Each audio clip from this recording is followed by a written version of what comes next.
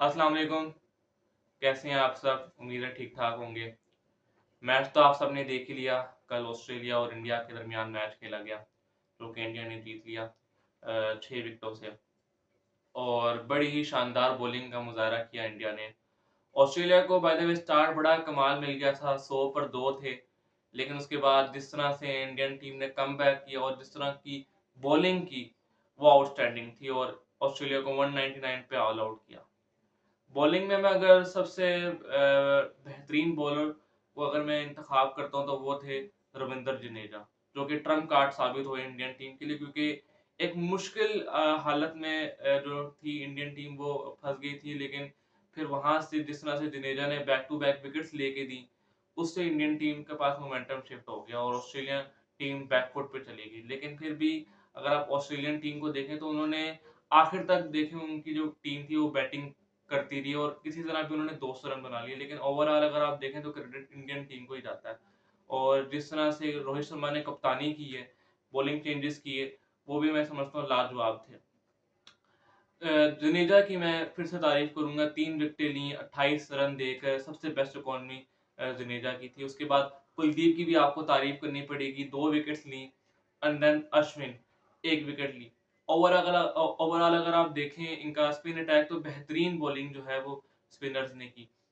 उसके बाद अगर आप इनका पेस अटैक देखें, बुमराह वंस अगेन तारीफ करनी पड़ेगी, इंजरी के बाद आए हैं और लाजवाब बॉलिंग कर रहे हैं। और अगर ये थ्रू आउट द टूर्नामेंट इसी तरह बॉलिंग करते रहेंगे तो इंडियन टीम ये टूर्नामेंट जीतने की सलाहियत रखती है। देन आपके मोहम्मद सिराज 1 विकेट ली और आपके हार्दिक पांड्या ने भी 1 विकेट ली। ओवरऑल बहुत से पॉजिटिव है इंडियन टीम में बॉलिंग पॉइंट ऑफ व्यू से अगर देखा जाए, क्योंकि जिस तरह से एक वक्त पे ऑस्ट्रेलिया खेल रही थी, 100 पर 2 थे, वहां से डेफिनेटली लग रहा था कि 270 लग जाएगा।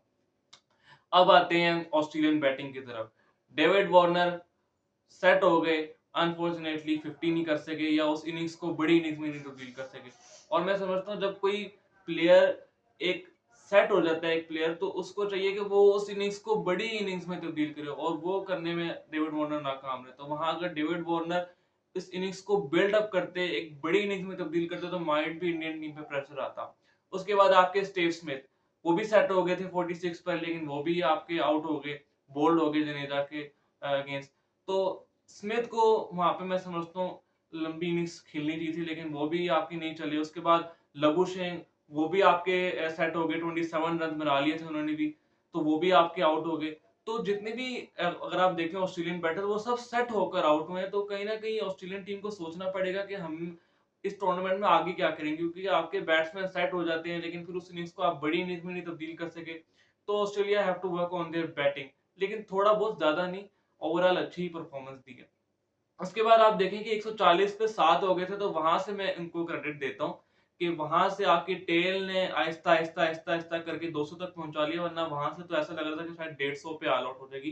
तो टेल को मैं टारगेट जो है ना वो टारगेट कह रहा हूँ, कॉन्ग्रेचुलेट करता हूँ कि उन्होंने बड़ी शानदार जो है बॉलिंग की और स्पेशली मिचेल स्टार्क ने जिस तरह की बैटिंग की, आउटस्टैंडिंग थी।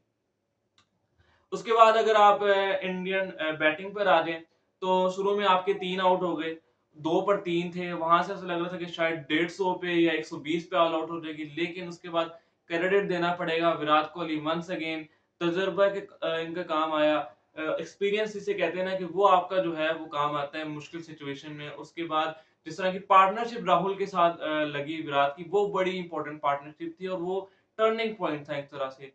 तो इंडियन टीम ने वहां पे प्रेशर नहीं लिया, 2 पर 3 हो गए थे। अक्सर ऐसा होता है कि जब टीमें आती हैं, 2 पर अगर 3 हो जाए या 4 पे अगर 3 विकेट गिर जाए, तो टीमें प्रेशर में आ जाती हैं। लेकिन इंडियन टीम ने प्रेशर नहीं लिया और पैनिक नहीं किया उन दोनों ने, और एक ब्रिलियंट पार्टनरशिप लगाई। दोनों ने बड़े बड़े स्कोर किए। अनफॉर्चुनेटली दोनों की 100 नहीं हो सकी।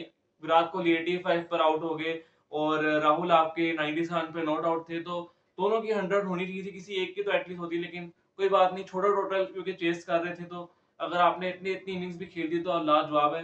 लेकिन दोनों ने माशाल्लाह बड़ी जबरदस्त इनिंग्स खेली है और जो है इंडियन टीम को मुश्किल हालत से निकाला है। लेकिन इसमें एक अभी भी नेगेटिव मैं समझता हूँ है इंडियन टीम में, कि हर दफा आपका ऐसा नहीं होगा कि विराट कोहली आपके लिए डिलीवर कर देंगे, क्योंकि इंडियन टीम हमेशा ऐसे करती है।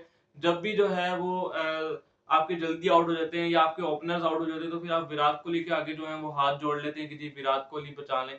तो आपके लिए हर दफ़ा विराट कोहली आपको नहीं बचाएगा, आपको भी बैटिंग करनी पड़ेगी, रोहित शर्मा को बैटिंग करनी पड़ेगी और ईशान किशन जिनको आज अपॉर्चुनिटी मिली कि वो इस अपॉर्चुनिटी को अवेल करते शुभमन गिल को रिप्लेस किया और उस अपॉर्चुनिटी को आपने इतना सा भी अवेल नहीं किया, सिफर पे आप आउट हो गए। उसके बाद कप्तान ने रन नहीं बनाए, श्रेयस अय्यर ने रन नहीं बनाए, तो आपके टॉप 3 जो आपका टॉप ऑर्डर था वो फ्लॉप हो गया।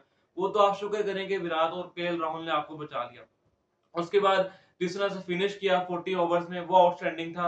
वैसे थोड़ा जल्दी भी फिनिश कर सकते थे क्योंकि जब आपकी इतनी लंबी पार्टनरशिप लगी थी, अगर आप यही टोटल 35 ओवर्स या 36 ओवर्स में चेज़ करते तो आपका नेट रन रेट भी मज़ीद बेहतर हो सकता था।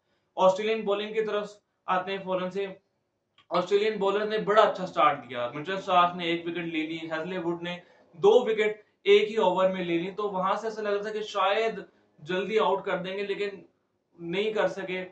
वो ऑस्ट्रेलिया के लिए मैं समझता हूँ एक नेगेटिव रहा है। अगर आप एक आधा विकेट और ले लेते तो शायद इंडियन टीम बैकफुट पर आ जाती। और बाय द वे एक कैच भी छूटा था विराट कोहली का, वो अगर आप पकड़ लेते तो शायद वो टर्निंग पॉइंट हो सकता था मैच का। लेकिन अदरवाइज दोनों टीमों ने अच्छा खेला, लेकिन इंडियन टीम को मैं जो है वो ज़रा क्रेडिट दूँगा क्योंकि जिस तरीके से उन्होंने बॉलिंग की और उसके बाद जिस तरह से एंड में आके उन्होंने बैटिंग की, 2 पर 3 हो गए और उसके बाद जो पार्टनरशिप लगी वो आउटस्टैंडिंग थी। इंडियन टीम को बहुत-बहुत मुबारक हो। ये था आज का एनालिसिस। अगर वीडियो देख के अच्छा लगा हो तो वीडियो को लाइक कर दें, शेयर कर दें और अगर चैनल पे अगर नए हैं तो काइंडली सब्सक्राइब कर दें क्योंकि आप लोग व्यूज़ देते हैं लेकिन सब्सक्राइब नहीं करते, तो काइंडली भाई के चैनल को सब्सक्राइब करें। मिलते हैं नेक्स्ट वीडियो में, तब तक के लिए अल्लाह हाफ़िज़।